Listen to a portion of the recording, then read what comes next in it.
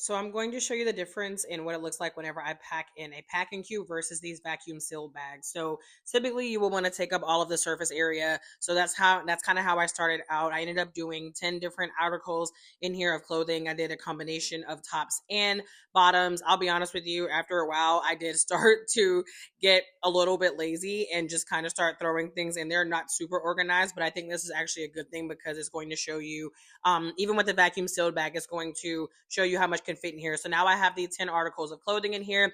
You can see how thick the packing cube looks and how that would look in your suitcase. So here's what the vacuum sealed bag looks like, and then here is the actual vacuum piece. So you can plug it in with the USB-C charger or USB, but first, before you plug it in, you have to actually take the cord from around it, and then you're going to connect it to that little piece right there. So I'm going to use the USB, which is why I am unplugging it.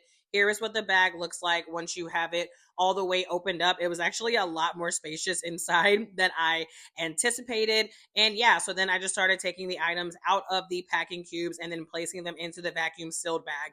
So similar to the packing cube, I started out being really strategic and taking up as much surface area as I could. That is actually the best way to fit everything in the bag. But then I was like, you know what? Let's just see what happens if I try to fit all this stuff in here at once. You do want to be careful not to overpack the bag, but I could tell that everything was going to fit in here, which it did. So I did need to like push it down, which you're going to need to do anyways. You want to get as much air out of it as possible before you actually use the vacuum.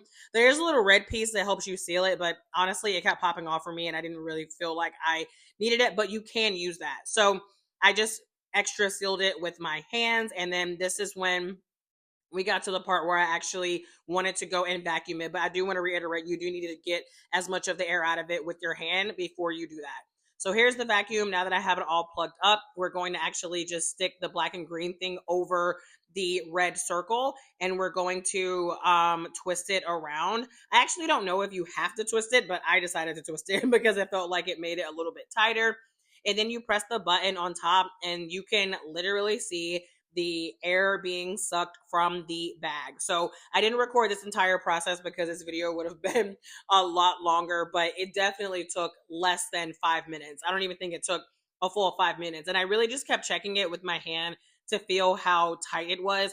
And you can sort of tell by the sound of the vacuum whenever it is not sucking as much air out. So once it got to a point where I felt like it was fine, I untwisted it and then I put the cap back on. You do want to make sure you put the cap back on to actually keep the air out. And then this is what it looked like. So you can see it's going to take up a lot less space in the packing cube. So I'm super glad I have these. And I 10 out of 10 recommend getting these vacuum sealed bags to fit more whenever you are packing for travel.